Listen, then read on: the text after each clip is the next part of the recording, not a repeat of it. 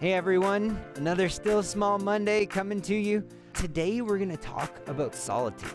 Now, this is actually probably my favorite spiritual practice, but it's also the one that I'm probably the worst at. Recently, I was spending about 5 minutes in solitude, and I checked the time twice. Even though I really enjoy it and I've had some of my most fruitful conversations with God in it, it is a struggle. I think in our world today, we have so many distractions, so many ways of listening to stuff, in scrolling through our phones, and looking at things, that it's so hard to get time away in quiet with God. But that's what the challenge is today.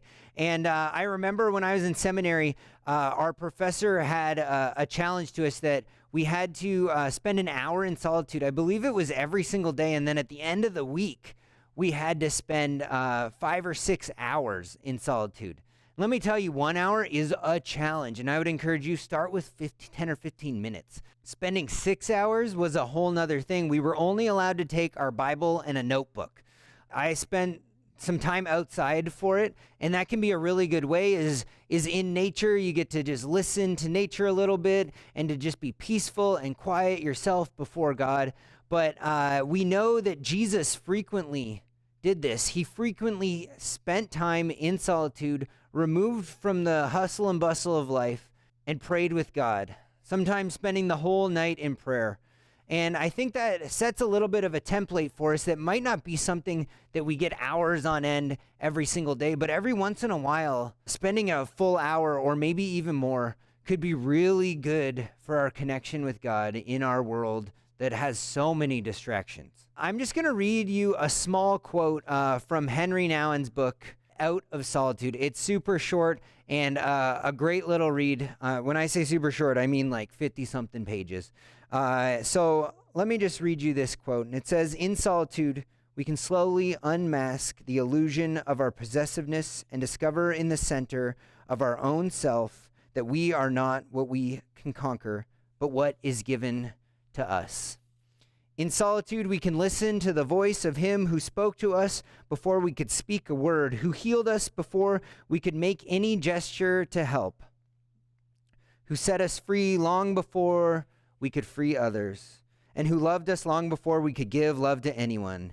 It is in solitude that we can discover that being is more important than having, and that we are worth more than the result of our efforts. In solitude, we discover that our life is not a possession to be defended, but a gift to be shared.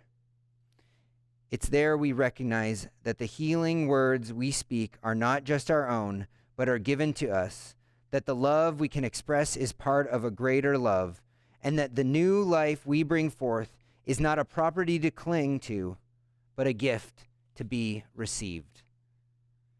And that's what we get in solitude.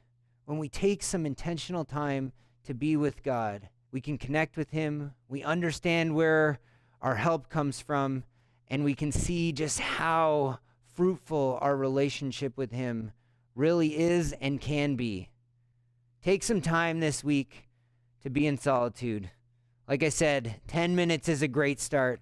And I would challenge you to build your way up to 1 hour. Put it on a calendar sometime in the next month or so and say, I'm going to spend 1 or 2 or maybe even 3 or 4 hours in solitude, spending intentional time apart so that I can be refueled, so I can remember where my help comes from, and that so I can love more fully in my daily life going forward. Take some time in solitude. I'll see you all soon. Have a good one.